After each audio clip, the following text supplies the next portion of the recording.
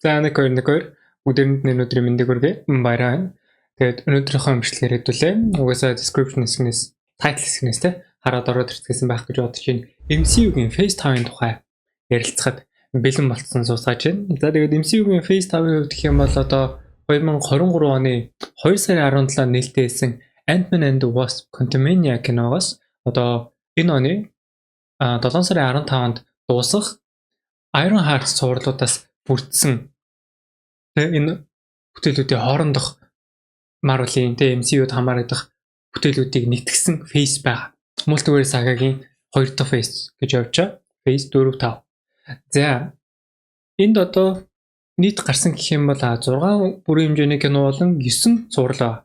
За миний хувьд бол 6 кино, 6 цувралыг нэрхэж байгаа. Яг тэгэл би одоохондоо хараахан Your Friendly Neighborhood Spider-Man болон Daredevil Born Again цувралуудыг үзэж амжаагүй байгаа. Тэгээ мэдээж Iron Heart цуврал маань арай төдийлөн гарч амжаагүй байгаа болохоор хэдүүлээ яг 6 бүрийн хэмжээний кино, 6 цувралыг ярьцгаая гэж бодож байна. Миний хувьд Iron Heart цуврал дээр нэгт жоохон хүлээлт бага байна. Хоёрт ягаад Daredevil Born Again болон Your Friendly Neighborhood Spider-Man кинонуудыг цувралуудыг үзээгүй гэхээр Spider-Man дээр бол би жоохон хүлээлт багтай байсан. Нэгт тэгээд MCU-ийн өөрөөсөө маань гой том одууд том олондоос эхлээд гэх юм уу яг Amazon-с одууд маань өөртөө эргэж ирж дуу оруулаагүй. Тэгээд MCU-дээ canon хэсэг нь айгүй эргэлзээтэй. Уг нь манай Tom Holland-ийн Spider-Man-ийн origin story гэж гарч байгаа мөртлөө одоо MCU-дээ маш том байж болохоор дөрүүд зөндөө гарч харагдсан. Тэгээд яг үнэндээ бол миний хувьд animation style нь ерөөсөө наалдаж ороогүй болохоор би тэгээд үзэхгүй байх шийдвэрээ гаргасан. Тэгээд Born Again-ийн хувьд бол уг нь эсрэгээрээ хүлээлт маш өндөр байсан. Тэгээд харамсалтай нь би өөрөө Netflix-ийн Marvel-ын зурлуудаа үзэж амжаагүй байгаа. Яг одоогоор бол юун дээр Daredevil season 3 дээр явж байгаа. Awesome. Netflix-ийн уг нь юунууд бол Marvel-ын зурлуудад үнэхээр гоё. Ялангуяа Daredevil-ийн season-ууд Jessica Jones season 1, Defenders бас тэгвэл Punisher season 1 За яг Luke Cage-ийн Iron Fist энэ төр бол жоохон султаа. Тэгээд Jessica Jones season 2 бас айгүй сул талтай байсан. Iron Fist, Luke Cage 2-ын season 2-ыг би үзэхгүй гэж бодож байгаа. Punisher season 2-аа үзчихэд тэгээд Born Again руу орно гэсэн төлөвлөгөөтэй байна. Born Again-ийн үед бол анх 18 эпизодтэй нэг бүлэг гаргана гэж зарлажсэн боловч тэрийг 2 хуваагаад 9 ангитай 1 2 дугаар season болгох шийдэлт бол хүрсэн байгаа. Тэгээд season 2-ийн үед бол дараа жил гарах товтой байгаа санагдаж байна. За тэгээд хэдүүлээ Phase 5-ын 6 бүрийн хэмжээний кино болон 6 цувралыг rank хийж надад ямар хөө санагдсан сэтгэл хэр байгаа гэдгээр ярилцъя гэж бодож байна. Манайхан ч гэсэн үзсэн кинонууд болон цувралуудаа ямар сэтгэлтэй байгаа болон ямар хөө ранкингтэй байгаа вэ гэдгийг коммент хэсэгт хуваалцаарай гэж хүсээд миний ранкинг руу хэдүүлээ орцгоё. За миний хувьд гэх юм бол Ant-Man and the Wasp: Quantumania кино Phase 5-ын 6 дугаар бүтээл гэж би бол бодож байна. Тэгээд цувралуудын нэг тусад нь яриад кинонуудын нэг тусад нь ярих гэж бодож байна. Тэгвэл цуврал кино чинь ямар өөр хоёр платформ бэлээ. Хэдий кино урлаг хэдий ч хэдэн цаг дөрүүдийг explore хийж яаж байгаа гэдгээсээ шал өөр болохоор хэдүүлээ кино болон цувралуудын тусад нь англиад ярьчаа гэж бодож байна. За Ant-Man and the Wasp: Quantumania таад манай цувралыг channel-ыг ороод доошоо гүйлгээд үзэх юм бол team битүүрийн юун дээр Quantumania дээр хийсэн spoiler cast-ыг бол яг тухайн reaction сэтгэлдээ юу байх сонсох боломжтой. Тэгээд ямар disappointing ямар урам угалсан тийм муу сэтгэлтэй байсныг тэр бичлэгнээс бол шууд харах боломжтой. Уг нь айгүй бололцоотой байх хэрэгтэй. Цаашаа франчайзын сторид нэлийн нөлөөтэй байх хэрэгтэй байсан кино. Гэхдээ төдийлөн тийм байж чадаагүй. Уг нь Ant-Man and the Wasp Ant-Man franchise-ийн найруулагч Peyton Reed өөрөө найруулж орж ирсэн. Тэгээд Ant-Man-ийн хувьд бол ер нь нэг family friendly кино байсан. Нэг хоёр нь бол хоёлаа. Яг нэг том сториудаа сүртэй тийм хамааралтай биш юм шиг яг дунд нь stand alone гэдэг шиг яг franchise-аа мэдгүй байсан ч гэсэн үзээд өнгөрчөд болохоор нэг тийм хөөрхөн сэтгэл дулаахан тийм ангиудтай байсан бол 3 дугаар ангийн scope үйл явдлын хэмжээ хамаагүй томроод ороод ирчихсэн. Тэгээд төвн ч гэсэн тэрийгэ дагаад нэлээд dark болж ирсэн. Тэр нь жоохон буруу сонголт байсан болов уу гэж бол бодож байгаа. Гэхдээ Quantumania гэдэг quantum ертөнцид үйл явдал нь болж байгаа. Тэгээ тухайн үед тэр ингээд Kang гацчихсан байгаа. Одоо Michelle Pfeiffer-ийн дүр те Janet Van Dyne энэ төр одоо тэнд очиод Kang-тай уулзсан гэж уг нь сонсоход гоё сонсогдож байгаа байхгүй. Дааш тэрийг нэг тийм гоёор explore хийж чадаагүй нэг тийм. Одоо Jonathan Majors те Michelle Pfeiffer, Evangeline Lilly, Bill Murray энэ төр одоо тэгээд MCU-гийн бас яг wasted casting-ийн нэг болчихж байгаа байхгүй. Тийм гоё жүжигч орж ирсэн. Тэгэл Michelle Pfeiffer тэр нэг жоохон ингэж алгашдаг те. Тэгээд Michael Douglas, Paul Rudd те ямар гоё жүжигчд мэдээж байгаа билээ. Тэгээд Jonathan Majors гэж ямар гоё хүн гарч иржээ. Тэгээд өөрөө карьераа яаж алж чинь хэдий мундаг авьяастай хүчирхэг хүн байгаад тэгээд тэг харизма өөрийнх нь дотоод хүн болохгүй нэгэн бол яаж өөрөө бүтэрч болдгийг бас том жишээ харуулсан болов уу гэж бодчих. Одоо MCU-гийн те одоо энэ цаг үед байгаа хамгийн том медиа франчайзинг эсрэг дүр болж чадчихаа хүн. Тэгээд тэрийгэ ч гэсэн 20 минут дотор устгах ч гэсэн чадaltaй байна. За, юун дээр бас Ant-Man and the Wasp Quantumania канон дээр Catherine Newton тэг өсчөө залуу жүжигчийн эмэгтэй юунд Cassandra Lang-ийн дүрийг бүтээсэн. Endgame дээр бас хэдүүлээ санах юм бол өөр эмэгтэй бас бүтээдэг штэ. Ant-Man 1-2 дээр манай Cassandra-гийн дүр те Cassie-гийн дүр ямар хөөрхөн байдаг вүлээ. Тэр өсөөд ороод ирсэн чинь бас сонирхолтой байсан. Гэхдээ яг тэр жижигхэн Cassie-гийн энержиг бас хангалттай өгч чадахгүй байсан болов гэж болоод ч. Тэгээ Catherine Newton цаашдаа одоо Young Avengers энтергээд Miss Marvel's canon-ы төгсгөлд бүрдүүлээ явж байгаа. Тэр дунд ороод цаашаа ерөнхийдөө бол гарах байх гэж бодож байна. Тэгэхэд яг эхний дүрээ танилцуулж байгаа кинон жоохон таарахын байсан болохоор ер нь цаашдаа бас яах юм бол доо гэж гайхаж байна энэ дээр. За тэгээ Quantumania кино бол ерөнхийдөө жоохон сэтгэл дундуур байсан. За 5 руу орох юм бол The Marvels кино байгаа.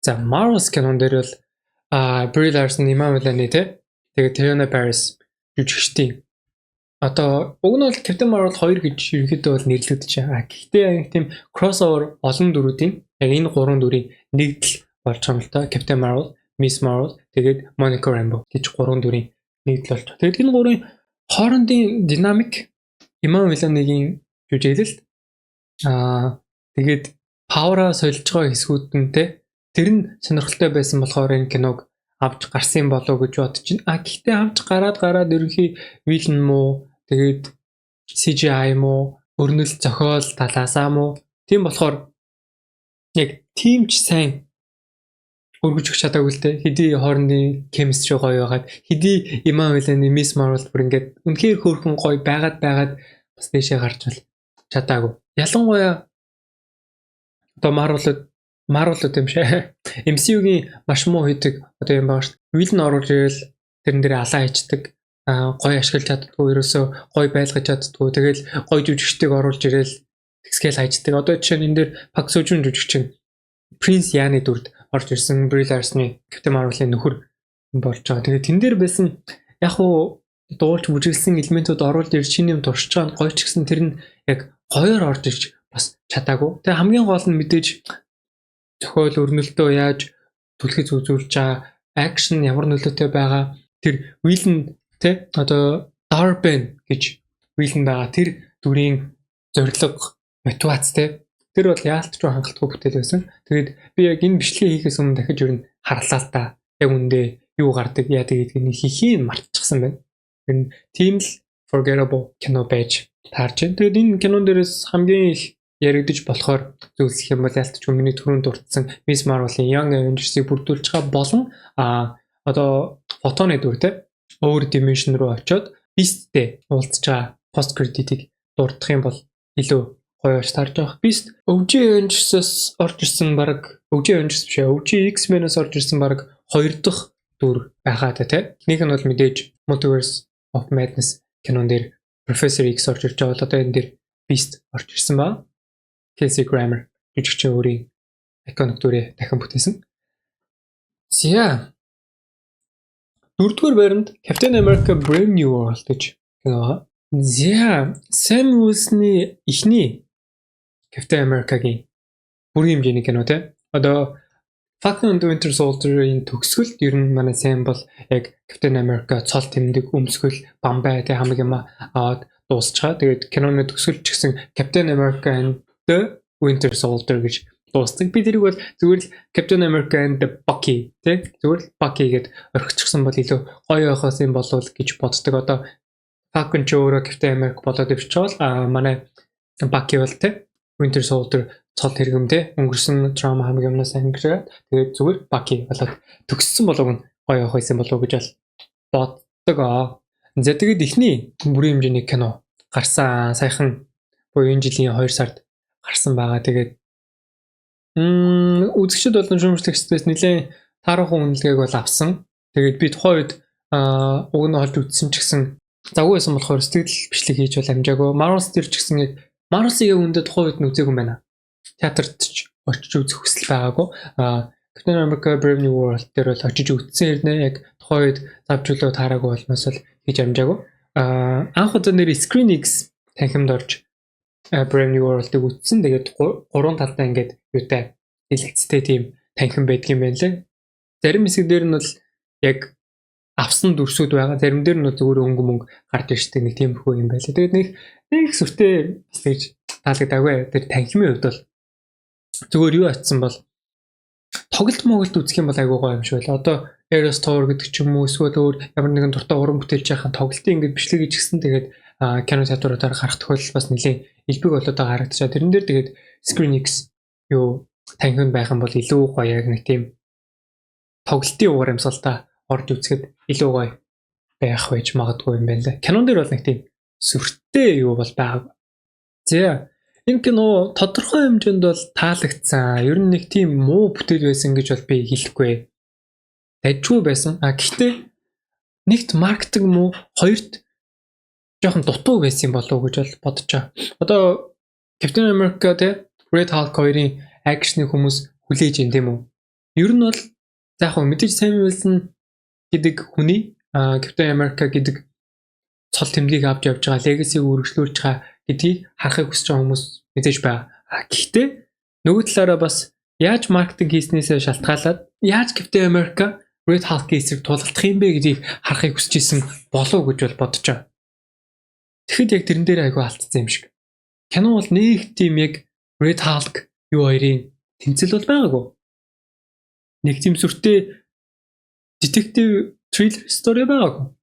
Crime thriller те нэг тийм story бол байгаагүй. Гэхэд яг кино өөрөө юуны тухай байсан бэ?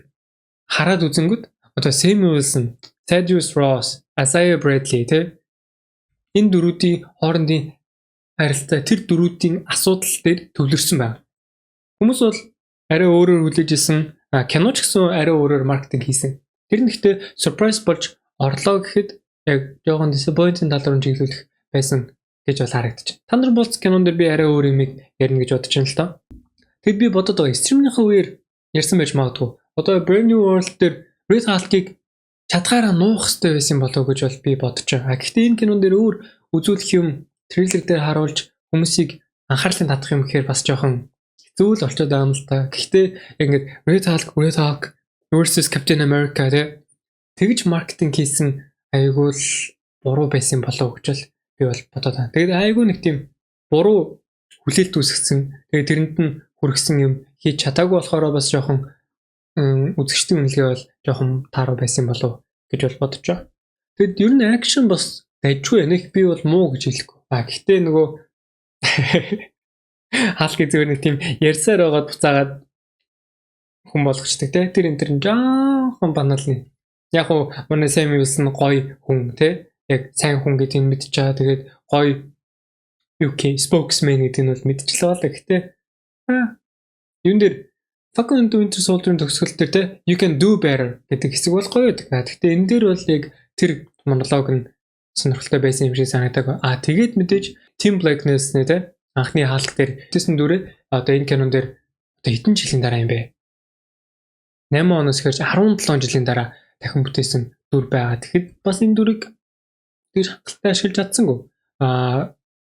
Post credit scene дээр raft руу орсон тий. Тэгээ тэндээ сайн үзэнтэй уулзж байгаа хэсэг тэр multiverse is coming гэдэг тиймэрхүү утгатай юм ярьдаг хэсэг байгаа. Тэр тэгээд үзэгчдэд бол угаасаа л мэдж байгаа юм байгаа болохоор тэгээд yeah okay whatever.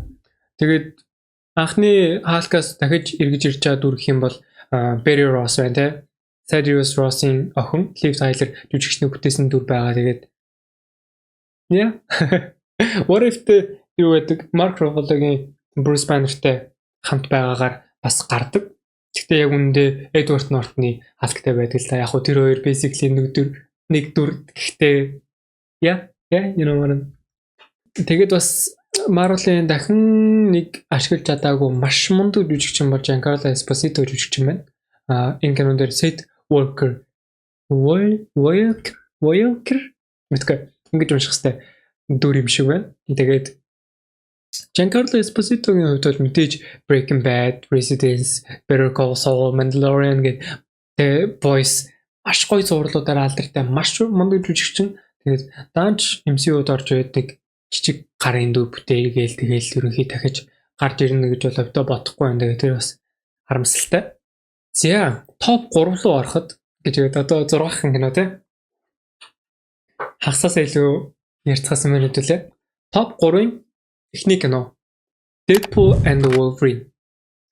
За энэ бол ерөнхий хүмүүст тий фэнүүдэд болон нийт маст хамгийн таалагдсан, хамгийн хайп өндөртэй байсан кино болов уу гэж бодож байна. Би өнгөрсөн 100 Монголд тогтсон юу тэмтэй Spoilercast бас видео хийсэн байгаа. Манай channel руу ороод үзэх юм бол байгаа. Captain America Brave New World, The Marvels хоёроос бусд нь ерөнхийдөө бол байгаа юм байна. Одоо Deadpool and Wolverine дээр бас ярьжсэн зөндөө байгаа. Яг бүтэн киноны Spoilercast сонсох хүсвэл channel руу ороод сонсоорой. Топ сэтгэлээ хаалцах юм бол ялтчгүй Deadpool кино байсан. Гэхдээ MCU руу орж ирж байгаа гэдэг утгаараа MCU-гийн том элементүүдтэй учирч байгаа multiverse гэдэг idea-тэй TVA-тэй учирч байгаа. TVA-тэй учирч байгаагийн гол шалтгаан нь мэдээж multiverse олон дүрүүдийг оруулж ирэх зорилготой байсан. Энэ кино надад ерөнхий таалагдсан. Ерөнхий дажгүй санагдсан. Гэхдээ хүмүүсийн ярьж байгаа шиг тийм мундаг бол бас биш. Яг нэг үзээд өнгөрөхөд фан. За магадгүй хоёр үзэхэд фан. Тэгээд цаашаа байхгүй. Одоо Hugh Jackman-ы Wolverine бусаж ирж чад яг үүндээ баяртай бас биш байгаа. Одоо Robert Downey Jr. дахиж ирж байгаа гэдэгтэй адилхан. Тийм яагаад тийм гоё өндөрлүүлсэн юм дахиж ингэ зэрэг хийхэд байгаа бэ гэсэн талаас бол байгаа. Мэдээж Hugh Jackman ирээд фан байсан уу байсан гоё байсан уу байсан тэр одоо тий 50-60 та хүний Hugh Jackman ч одоо идтэй юм бэ. Хүний тэр apps maps яаж гарч ирээд байгаа тий. Одоо 56 тайм биш үү. Тэгэхэд тэр гидс мэдсний 6 толгойд болчин тий. Үнэхээр гоё харагдаж байгаа. Гэтэл нэг тийм логон дээр тэгж өндөрсөн тий одоо 17 жилийн аялал нь тэгж гоё дууссан байхад тэр хүний булшиг сөхөөд тий ясын үнэлцүүлээд тэгж дахиж гаргаж ирсэнд бол гэтээ юу талаасаа бол box office тий нийтийг хамарсан талаасаа бол үнэхээр л амар байсан л та 200 сая долларын бажеттай гэдэг 1.3 тэрбум долларыг олсон гэдэг нь мэдээж ямар том кино байсан ямар үзэгчд таасан гэдг нь бол харуулж байгаа. Гэтэл яг уран бүтээл талаас нь ярих юм бол тэрэн дээр жоохон юу хүндлэлгүй хандсан юм болов уу гэж бодоод байгаа.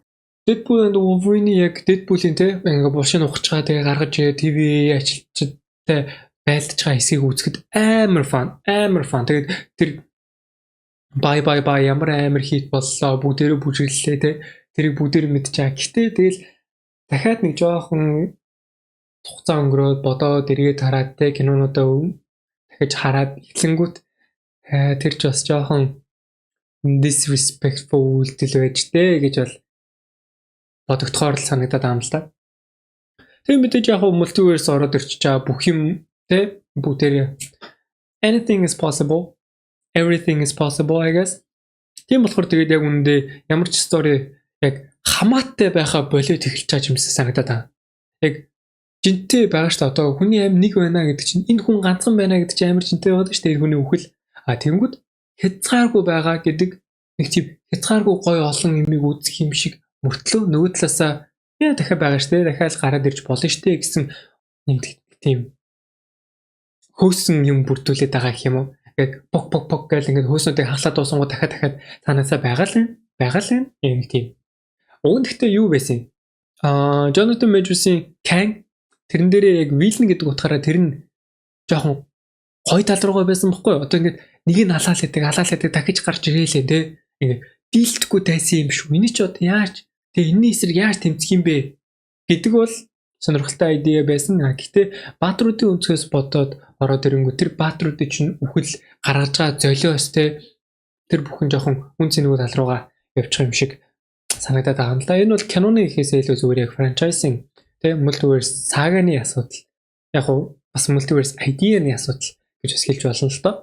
Тэгээд энэ кинон дээр бол жүжигчид бүгдээрээ үргээ гүйцэтгсэн одоо муу хүн байгаагүй. Ryan Reynolds гоё байсан, Daphne Keir гэж ирсэн те Laura-гийн дүрд Hugh Jackman үнэхээр гоё, Channing Tatum гоё орж ирсэн. Тэгээд Chris Evans-ийн тэр cameo амар гоё. Тэгж орж ирнэ гэдэг бол бас nice. Танад шат nice.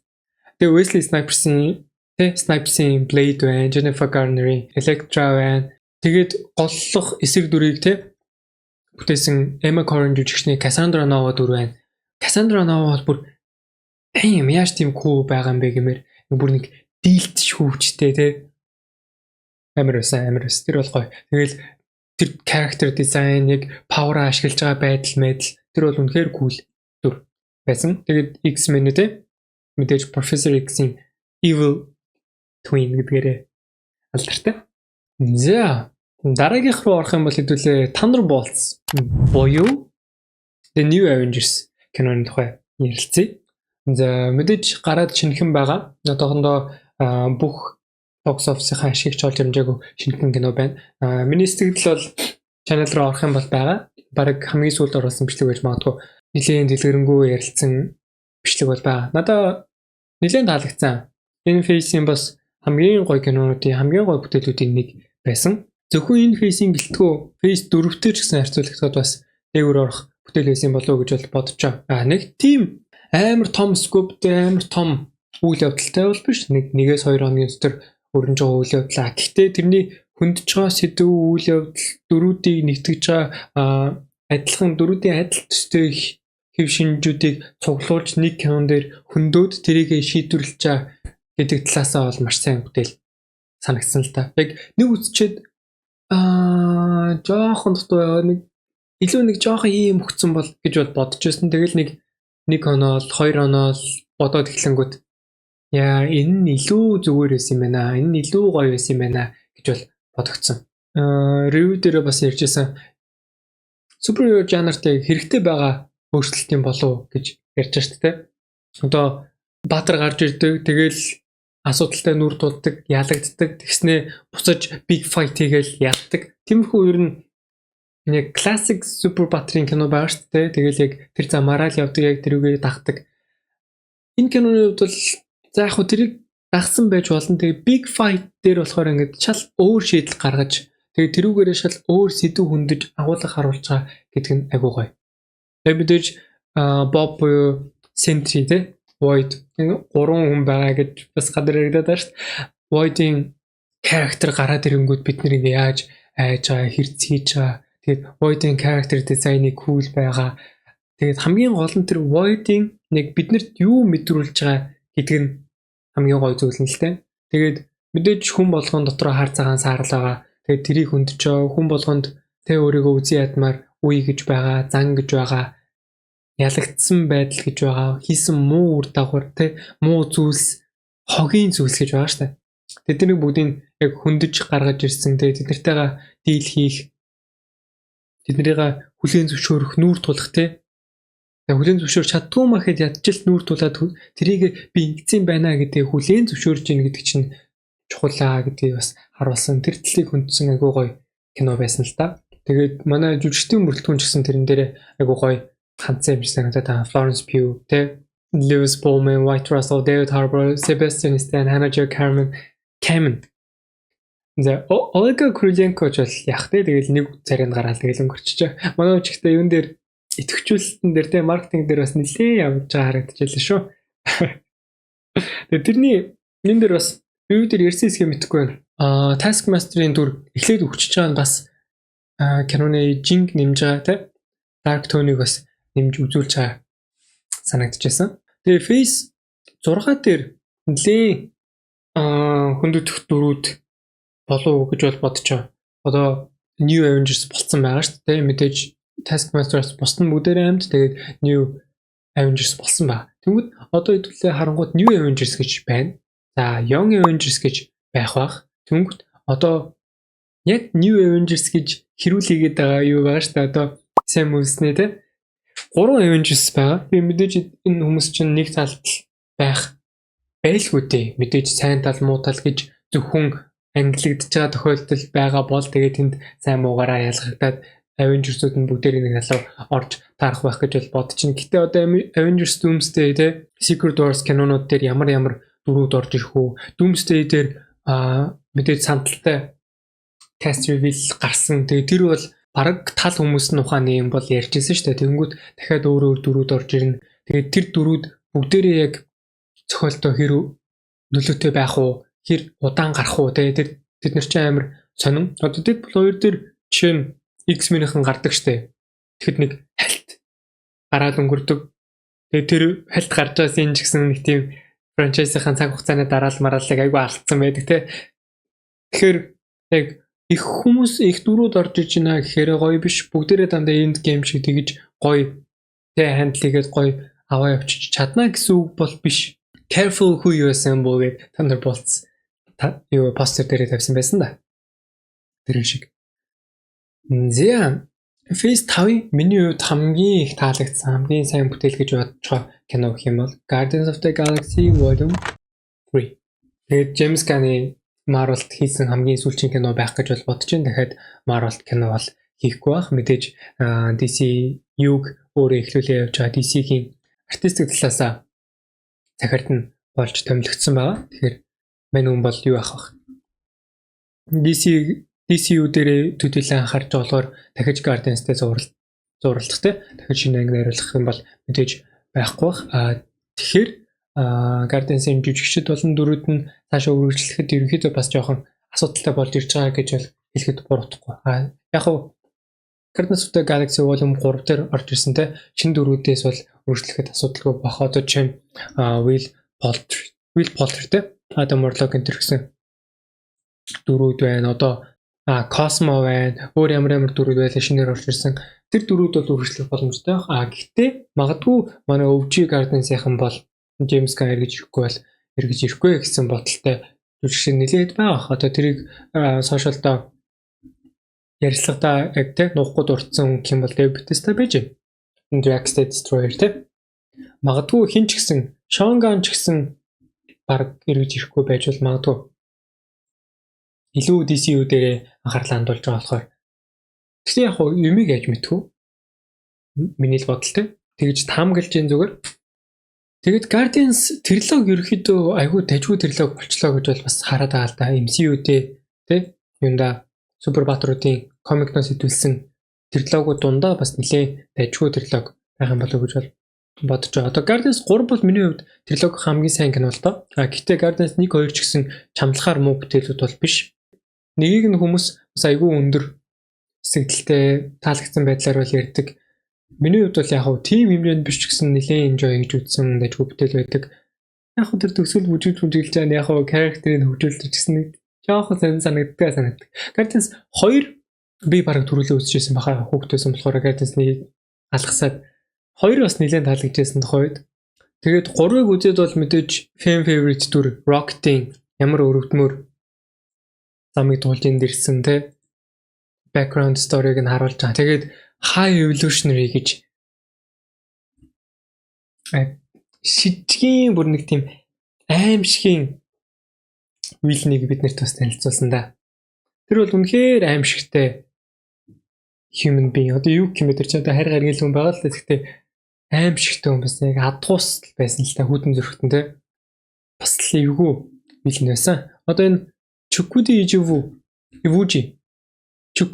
Iwuji те яаж уншиж мэдгүй байна. Одоо би Peacemaker дээр бас тоглосон жүжигчин Evolutionary гэж дүрийг бол маш гоё бүтээсэн. Тэгээ Джеймс Ганнтай ч юу ярих вэ? Яг бүтгэхгүй нөхдүүдийг нийлүүлж кино хийд кино хийж тэгээ тэрийг хийт болгож амжилттай бүтээдгээрээ ерөөхдөө алдартай болчлоо гэхэд буруудахгүй шүү дээ. Одоо Guardians of the Galaxy трилоги хийчлээ. The Suicide Squad-ыг хийчлээ, Peacemaker-ыг хийчлээ те. Хардаа яг хүмүүсийн хайртай байсан дүрэг хаана байна? Яг хоо энэ дэр The Suicide Squad дээр Harley Quinn-ийг хийж болох юм. Бусдаар бол тэгэл байхгүй шүү дээ. Тэгэл team дөрүүдийг ямар гоё шигтгэж нийлүүлж те үзэгчтэй хайртай дүрүүд болгож чадчихээн. Яг юу туусан, яасан хийсэн арын background drama яаж үзүүлж чадчихна гэдэг талаасаа бол James Gunn гэмдэг. Тэгэд MCU-гийн Phase 5-ыг эргээд харахад бол кинонуудын хувьд яг тийм хангалттай хэмжээний яг гоё киноч бас. Яг гоё кино байсан Phase гэхдээ Phase-ээр нь аав төзөнгүүд ерөнхийдөө нэлийн сул байсан болоо даа л гэж бол бодож байна. Quantumania бол бүтэн fail миний хувьд. Тэгээ Marvel-с бүтэн fail. Brave New World эргэлзээтэй. Тэгээ миний хувьд бол Deadpool, Wolverine болон Brave New World хоёр бол жоохон эргэлзээтэй бүтээлүүд. Яг байсан ч ялаа байгаагүй ч ялаа нэг тийм амар mid магадгүй blow mid тэ below blow тийм бүтээлүүд байсан бол Guardians of the Galaxy Volume 3 Thunderbolts-ууд бол харин чамгүй сайн бүтээлүүд байсан болов уу гэж бол бодож байна. Тэгэд өмнөх фейсүүдтэй харьцуулаад харангууд мэдээж Phase 3 1 сайн бүтээлүүд мэдээж 2 ч гэсэн ерөнхий одоо 4 5-аас бол хамаагүй сайн бүтээлүүд байдаг штэ. Марвел жоохон уналттай байгаа нь бол байгаа. Гэхдээ одоо илүү цаашаа сайжрах болов. Сайжрах байх те одоо олон 10 жил явчлаа. Тэ баг 20 жил болох ч олон 10 жил худлаа гэхдээ олон жил явчлаа. Сайжрах гэхээсээ илүү бүтээлүүд илүү гой даалгаврууд руугаа анхаарад гой дөрүүдийг оруулж ирээд те. Яг хитрхи том нүсэр сэтгэхгүйгээр яваасаа л гэж бол уг нь бодож ийн. Гэхдээ нэгэж тийм epic юмнуудаа гоё хийгээ явчих юм бол бас гоё л доо. Бид нэр дахиад нэг тийм No Way Home ч юм уу те Infinity War Endgame тийм ивентийг бас үзмээр л шүү дээ. Гэтэ гол нь мэдээж сайн хийгдсэн байх тусмаа бидний сэтгэлд үлдэх те илүү дахин үзэх орлого талаасаа ч гэсэн тэр чинь айгуу том хөшөөрөг юм болоо гэж бол бодож байгаа. За юуны Phase 5-ын box office болон бажтуудыг хэдүүлээ харьцуулаад харах юм бол Quantumania кино $200 сая бажтай тэгээд $480 сая олсон юм байна. Энэ бол төдийлөн яг ашигтай байсан гэхэд бол хэцүү. Тэгээд маркетингийн зардлын дээр ороогүй байгаа гэхээр хэдэн 10 сая долларын ашигтай өнгөрсөн бол гэдгийг бас хэлж мэдэхгүй байна. Тэгээд Marvel кино бол box office талаарч тэг бүтээл талаасаа ч бол бүр яалтчгүй fail байсан. $270 сая бажтай яаж ийм их бажт хэрэглээд байгаа гэмээр кино. Тэгээд $206 сая дэлхийн дахнаас олсон юм байна. Тэгэхээр бол энэ бол бүтэн шатсан кино гэсэн үг. Brave New World-ийн хувьд $180 сая тэгээд $370 сая олсон байна. За хамгийн их амжилттай байсан нь бол мэдээж Deadpool Wolverine $200 сая бажттай хийгдээд 1.3 тэрбумыг олсон. Юуны Thunderbolts-ийн хувьд $180 сая бажттай хийгдсэн бөгөөд одоогоор бол $143 сая олсон байгаа. Тэгээд хүмүүс бол $360-аас $450 сая олох төлөвтэй байна гэж бол таамаглаж байгаа. Тэгээ мэдээж Guardians of the Galaxy Volume 3 бол $250 сая бажттай бүтээд $850 сая олсон байна. Guardians of the Galaxy бол харин хажууд нь нэлийн ашигтай байсан бүтээл гэж тооцогдно. Гэхдээ MCU-гийн кинонууд хитрхи өндөр төсвөр бүтэж байгаа болов уу гэсэн бодол бас байна л да. Одоо ингээд 180-аас $250 сая $270 сая рейнжтэй байгаа байхгүй одоо юу далайцтай тий юуны хувьд бол Phase 5-ын кинонуудыг харах юм бол тэгээд яг тийм их мөнгө хэрэгтэй байсан уугүй юу гэдэг бас жоох эргэлзээтэй юм шиг санагдаад байна. За яг хуу CGI тэгээд мэдээж том сет босож байгаа хүмүүсийн зардал одуудын алдартнуудын цалин мэлэн гээл зардал зөндөө юм гарч байгаа байх л та. Гэхдээ яг ингэж их бажт хэрэглэх шаардлага байгаа юу? За байгаа бол мэдээж тэрийг илүү чанартай хийгээсээ илүү VFX артистуудаа хугацааг нь өгж тэ чанартай бүтээл гаргахад нь илүү бас тулж ажилласаа л гэж бодож байна л та. Тэгэхгүй бол яг The Morals шиг юутай CGI-тэй $270 сая кинонуудыг бид нэр Hollywood-аас үзээлэх юм бол бас ер нь л хэцүү л байна. Quantumania ч гэсэн аюу муу CGI-тэй байсан санагдчихсан тухайд. За цувралуудын тухайд 9 зураг гарсан байгаа. Тэгээд мэдээж би бичлэгийн ихэнд дурдсанчлан 3-ыг үзэж амжаагүй. Born Again-ыг бол үзнэ гэсэн бодолтой байгаа. Нөгөө хоёрын за Iron Heart-ыг үзнэ. Юг Friendly Neighborhood Spider-Man-ыг харин хаяал гэж бодоод байна. Дараа жил Unseen 2 нь бас байгаа юм байлээ. Animation style нь яалтчгүй үнэхээр наалтаагүй. Би үн Spider-Man-ийн амар том фэн. Одоо ухаан орсон цагаас л Spider-Man-ийн фэн байлаа.